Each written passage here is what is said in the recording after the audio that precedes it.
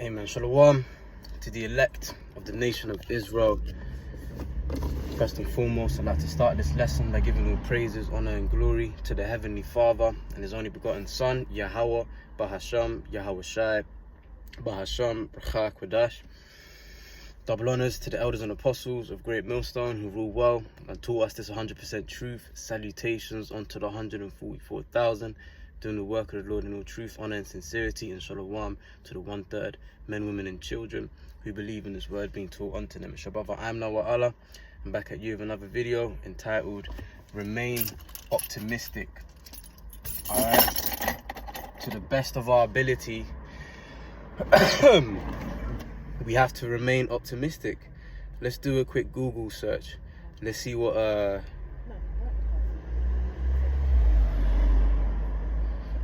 optimistic means. It says here, hopeful. Wow.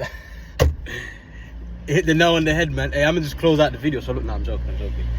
Listen to this, man. The Google definition, well, really it's from Oxford Languages, yeah? The definition for optimistic is hopeful and confident about the future. And that needs to be our attitude in this truth, to be hopeful and confident about the future. And I'm saying this to myself first and foremost because, you know, we're in a time where as a body, collectively, we're dealing with a lot of things, man.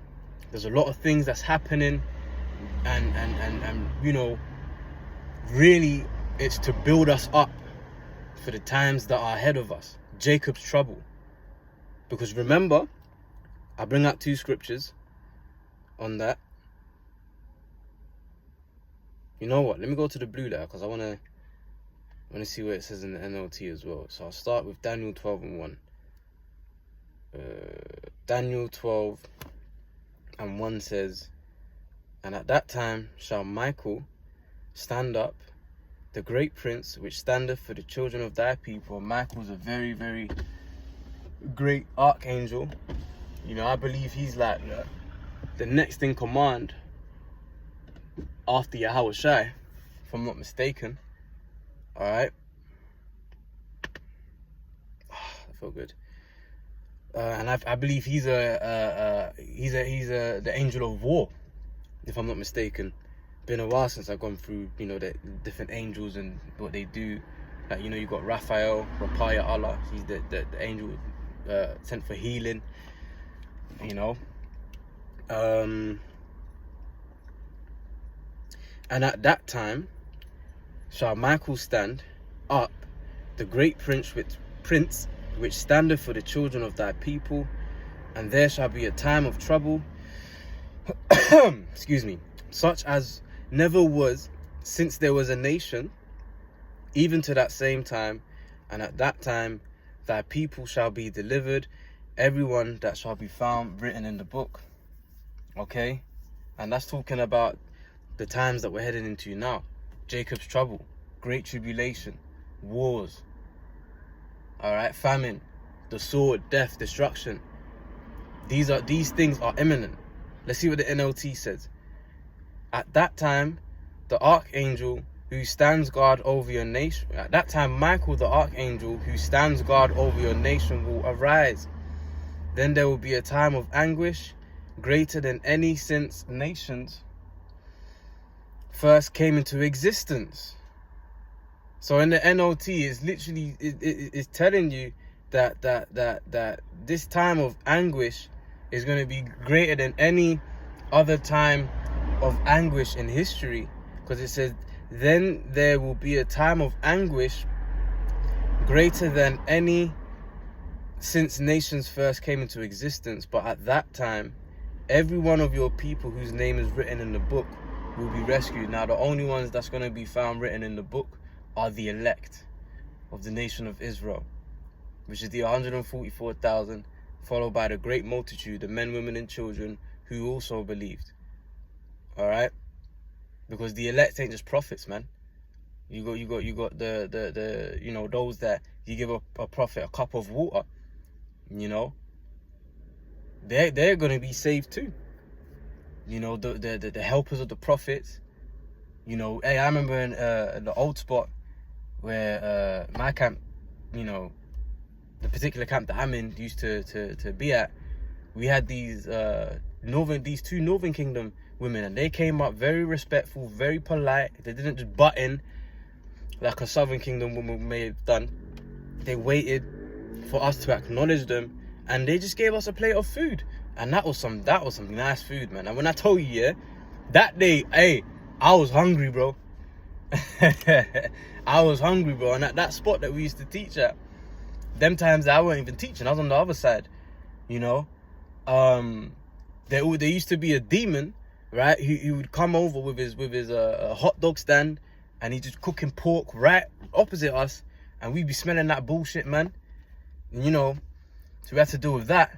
But this Northern Kingdom woman, alright, it was an older lady, and I think she was with her daughter or something. They came and they gave us a plate of food with some fish, with some beans. I think it may have been a bit of rice on there as well, man. And that tasted good. Now, she may very well be of the elect, because you know what? She didn't have to do that. She didn't have to do that. No one held a gun to her head. Give me the fucking food. No one did that.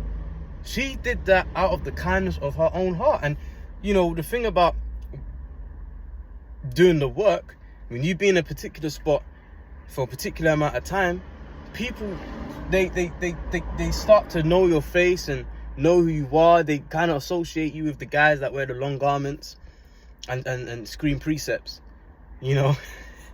Let's be honest, man. That's how these people think of us, you know, swearing and cursing out women, because, you know, people hear only what they want to hear, and usually that's negative. You know, we uplift our women too, and we also curse out our men, the other nations, so on and so forth. But people hear what they want to hear. Selective hearing. I always used to hear that term in primary school. You know, she had no reason to do that, but she did it. They did it, rather. They may very well be of the elect.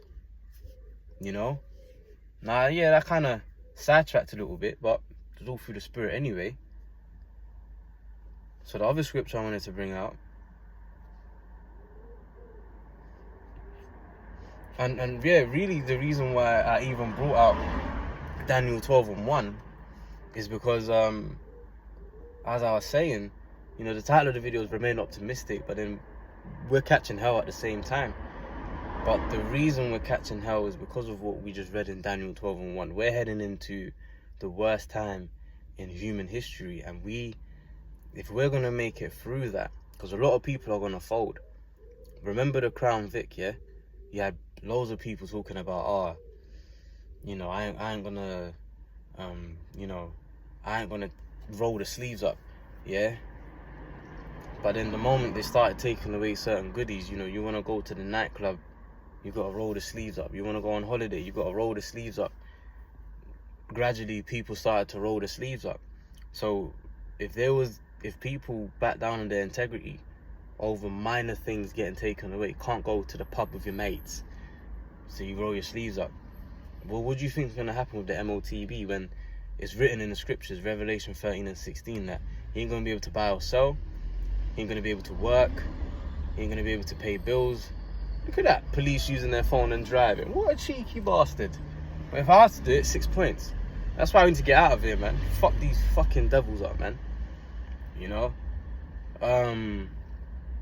Anyways, yeah. You know, and you know, the way Esau Edom has molded this society is that this society is used to comforts. This society is all about comforts. You know, they're not about enduring hardness. That's why a lot of people out here are you know, undisciplined, fat, overweight, because to, you know, do a little hour in the gym or whatever, or even just to go out on a walk, you know, the sun is shining, they don't want to do that. They don't even have to go out. They can just do the online shopping. You can, you know, do your supermarket house shopping online. They just bring it from the store to your door. damn near bring it in the house, you ain't got to move an inch. Now you can even order, there's a corner shop right here that I'm looking at. You can go on your phone and you can buy things from the corner shop and they bring it to your house, bro.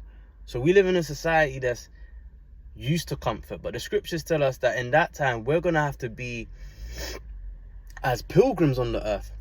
To be a pilgrim isn't necessarily comfortable. You wake up that day knowing that you can't, wherever you're situated, you can't stay there.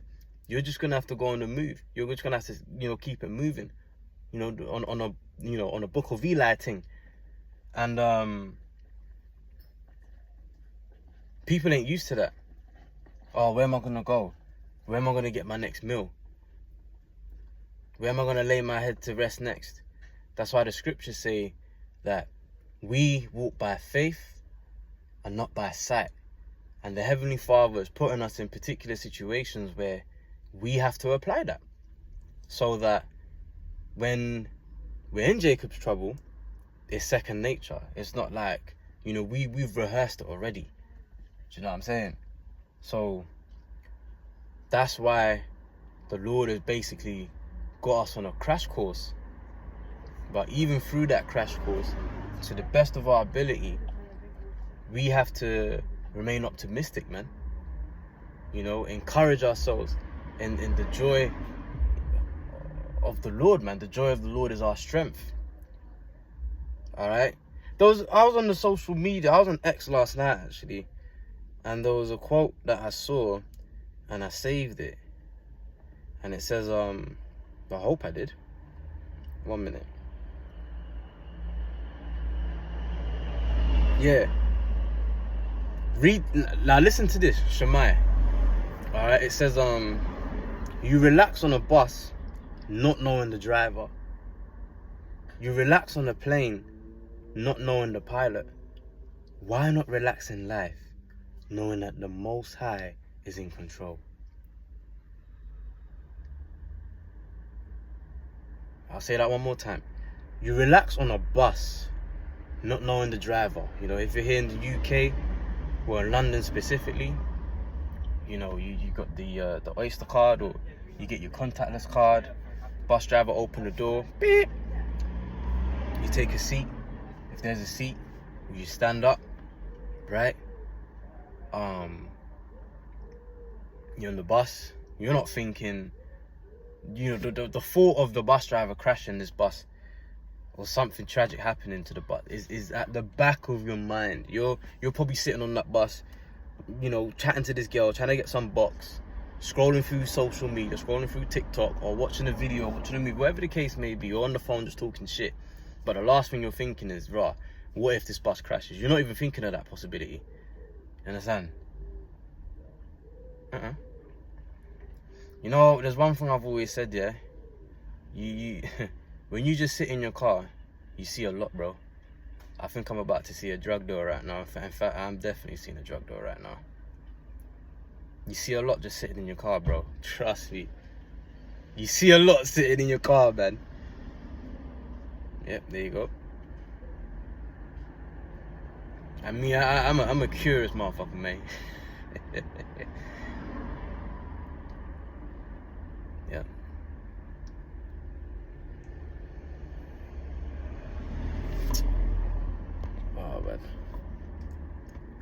Oh, man.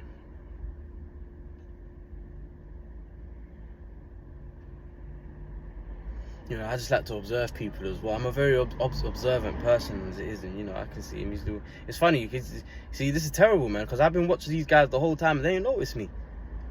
Maybe it's the spirit.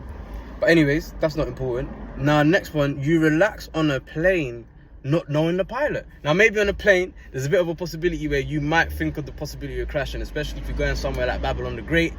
You got the Atlantic Ocean that you're traveling over, whatever. But still, like, for the most part, you're relaxed. Maybe you drink a little bit of drink or whatever, You drink a little something, make the time go by. Make the time go by a little bit faster. Watch some movies, whatever. Cool. Or you're just thinking about, let's say you're going to Ibiza. You're just thinking about how many drinks and how many drugs you're going to take. You're not really thinking about this plane ending up in the sea or whatever. All right. So now, why not relax in life, knowing that the Most High is in control? So that's something that we really have to implement in our walk, especially us, because we know the truth. We know the name of the Heavenly Father. We know the name of His only begotten Son. We know the will of the Lord, for goodness sake. So but even though we know that, we also understand that we're the ones that's being tried the hardest, because the Lord ain't really dealing with the rest of the nation of Israel, what you have it, but he's really trying us. All right. Fucking hell, that took a while, didn't it?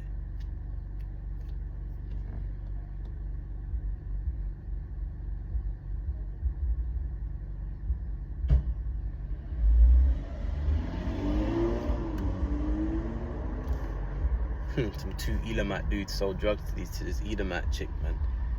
Fucking panties all out and everything, bro. It's a mess, mate. But even that, the Lord controlled that situation, bro.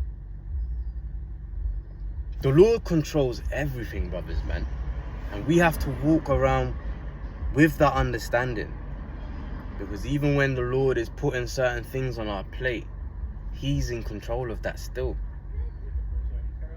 And it's about adopting the mindset that these things that we go through is not necessarily to break us, but rather to build us up, to build our character, to build us to what we need to be able to withstand the worst time in human history.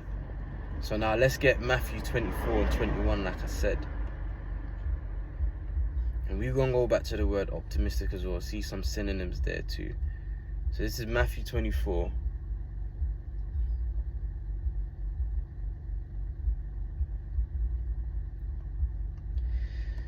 And 21. We'll read it in the KJV first, yeah? It says, "For then shall be great tribulation, such as was not since the beginning of the world to this time, no, nor ever shall be." So there's never been a time like this before, and there's never going to be a time like this in the future. That's how bad the times that are fastly approaching, yeah? These times that we're talking about, it's just round the corner. It's not in another 1,000 years. It's not in another 10,000 years. It's round the corner. We're talking potentially a couple of months. Could be 6 months, 12 months, 18 months, 24 months. That's only a couple of months. So the fact that the trials and tribulations have gone up to the next level, we must be even closer, man. Romans 13 and 11, "For now is salvation nearer when we believed," okay? NLT, Matthew 24, 21, "For there will be greater anguish than at any time since the world began." And the time is 441 right now. And it will never be so great again. So there ain't never going to be a time like this again. But we need to be built up for this time, because it's going to be a very, very heavy time for those that fear Yahweh Hashem Yahushai. You know, I pray, you know, those of you that are watching this video and are sincere, I pray we make it of this number, man. 441, 144. You know, I pray, you know, us sincere ones, man, I pray we make it, man. You know, because you don't want to just put in all this work to not make it, man. That's some bullshit, man. You know? So, optimistic means hopeful and confident about the future, because we understand what lies ahead of us, what's waiting for us on the other side, after all the trials, the tribulation, the hardship, the losses, the heartbreak, the tears, the anger, the disappointment, taking the low.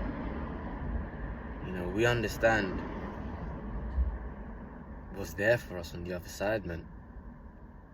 And if you don't, Just getting them scriptures, man. Through thy precepts I get understanding. King David said that. Matthew 7:13. Enter ye in at the straight gate. Strait. A position, a difficult, uncomfortable position. You got another Fed using their fucking phone. This is bullshit. But then, you're under arrest, Well, you'll be getting a letter from us with a decision to be made, and next thing you're going to court and you're paying a fine and you're getting 6 points, bro. But then I just witnessed two officers. Anyways, Micah 2:10. This is not our rest, man. That's all it is. Alright, so it says, for wide is the gate and broad is the way that leadeth to destruction, and many there be which go in thereat. So you never want to be doing what the majority is doing. If you find yourself doing what the majority is doing, you're doing something wrong. 14, because straight is the gate, difficult, and narrow is the way which leadeth unto life, and few there be that find it. So only few people find this this straight gate, or they find it and they're just not willing to stay the course.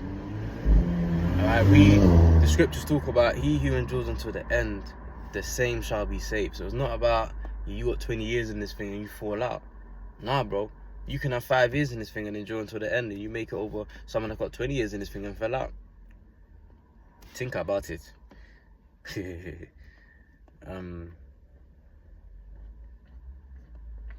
Let's get 2 Ezra 7. And before we get 2 Ezra 7, going back to that word optimistic, again, hopeful and confident about the future. So that means, hey, real quick, 1 Thessalonians 5, and now it's 4:4:4, which is mercy. We praying, hey, as Habakkuk says, in wrath, remember mercy, man. Brothers, we need mercy, bro. We're being punished less than we deserve, and we getting fucked up, bro. So that means we did some fucked up shit, man. And we just need mercy from the Lord, man. In the times that we're coming into, we need mercy, man. Honestly, Arkin, man. We need mercy, bro. So 1 Thessalonians 5 and 18. Well, let me start 17 first. In the NLT, it literally says, never stop praying. Never stop praying. That's like our first line of defense, bro. You should feel like cut if you go a whole day and you ain't prayed. Get into the habit of, you wake up in the moment you wake up, hey, for how about Shimmy for waking up this morning, bro? And you ain't got to do no, here's the thing, you ain't got to do no long drawn out prayer and then speak in tongues, which tongues, that's just babbling anyway. That's demon talk, man. But what are you talking about, bro? When they spoke about the tongues, I believe that's in the book of Acts, is that, whatever language they understood, they was hearing the word in their language, bro. That's spiritual power. 1 Thessalonians 5 and 18, in everything give thanks, for this is the will of the Most High in Hamashiach Yahushua concerning you. So whether it be good, whether it be evil, we have to say Thawadi Yahweh Shemi Ashai. And that's how I have to tell myself too. No matter whatever the Lord puts on our plate, it's Thawadi Yahweh Shemi Ashai. Because I'm just listening to the priest Shaman now, and he said, I kind of love it because and this is something I said to myself as well, is that because and this is what I've been saying to people as well, is that we go through a lot and whatever, blah blah blah, but I love the person it's molding me into. I love the person that I'm becoming because of these trials and tribulations, and that should be our attitude, man. That's why when people, the few people that may acknowledge us in the world, when they do, they highly respect us, bro. They respect us because we've got something that majority of these people out here don't have. And you know what that is? Character. When you go through hell, when you go through the trials and tribulations, and you endure it, you stick it out to the end, it builds your character, man. And that's what's happening. Our character is being built. I remember being in school, you just want to copy and paste and amalgamate and assimilate, is the word, assimilate into the culture of whatever was cool. I couldn't give a fuck about being cool, bro. All I care about is, am I pleasing the Lord? Am I offending less? Am I being righteous in my acts, my thought patterns? And, you know, am I being diligent? Am I giving time to the Lord? That's what I care about. Okay? Let's read 18. 1 Thessalonians 5 and 18 in the NLT.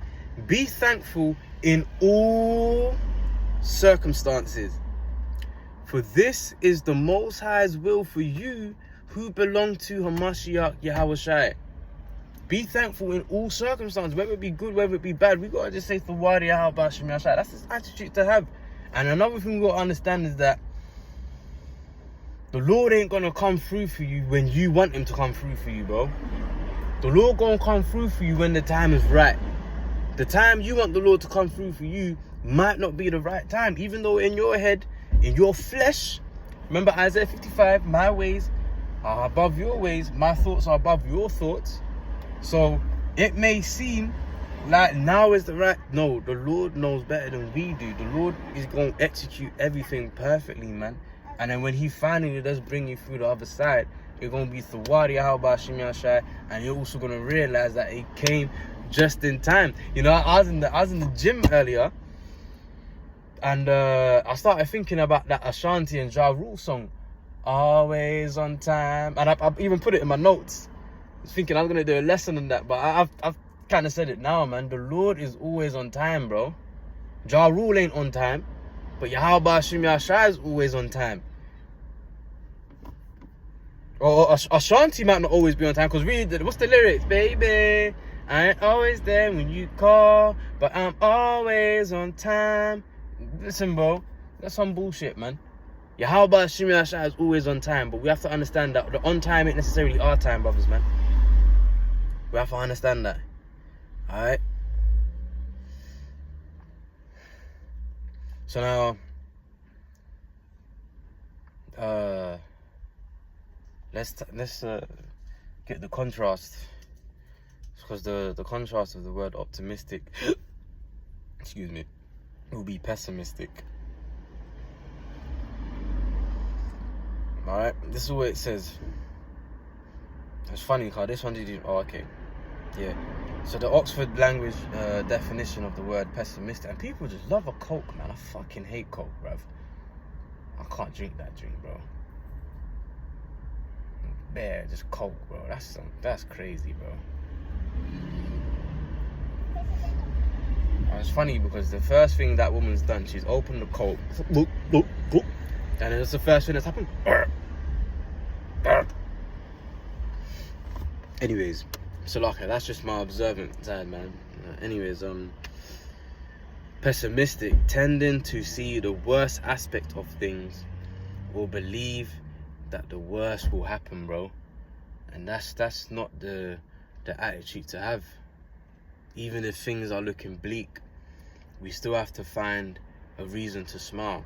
We still have to find a reason to uphold the name of Yahweh Shemiyah Shai. We still have to find a reason to keep going, not just get beat down by our situations, right?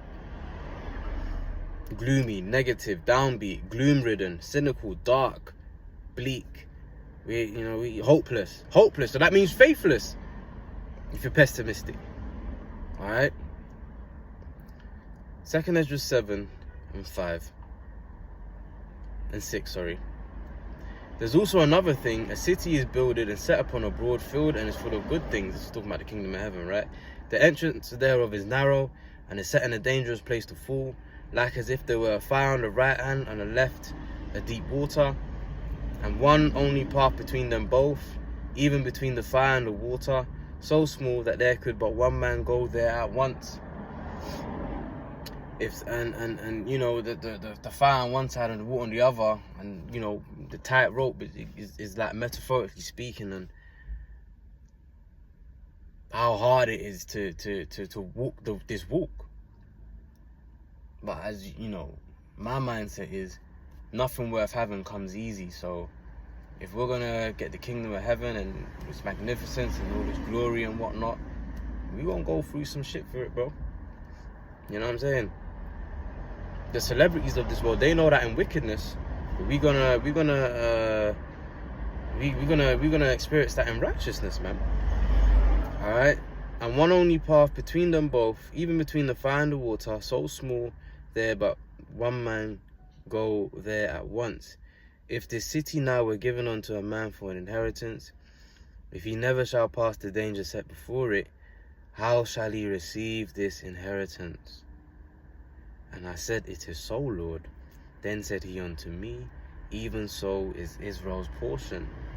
So we have to go through those dangers, man. We're going to have to go through the trials and the tribulations, the hardship, the losses, the disappointments, the heartbreak, the whatever the case may be. We're just going to have to go through it, man. And through all that, still remain optimistic. Because optimism shows that we have faith. Which I'm going to close out on that. Alright. Let's get Hebrews 11 and 1. And I'll read it in the NLT. It says, faith is the confidence that what we hope for will actually happen. It gives us assurance about things we could not see. We can't see the kingdom of heaven right now. We can't see salvation right now. We can't see Yahweh shine the chariots right now. But we believe in it. Let's jump down to verse 6 in the NLT. And it is impossible to please the Most High without faith. Anyone who wants to come to him must believe that the Most High exists, which is his name. He exists, he to be, Yahweh. Okay? And that he rewards those who sincerely seek him. So there you go. Throughout everything, we still just got to seek the Lord. And really, the Lord puts us through certain things because he wants us to seek him more. Maybe you're not praying. Maybe we're not praying enough. Maybe there's something spiritual you're not doing enough, and the Lord has to really put on you for you to do what you need to do, for you to do what's required of you, for us to do what's required of us. Because I'm going to throw myself in there as well. I ain't perfect. I'm on this journey right along with whoever's sincere and listening, man. You know? So just some food for thought, man. You know? Just wanted to touch on that. So, yeah, man, I pray, Lord willing, it's been edifying. Until the next time I say shalom. Stay up, stay strong, man.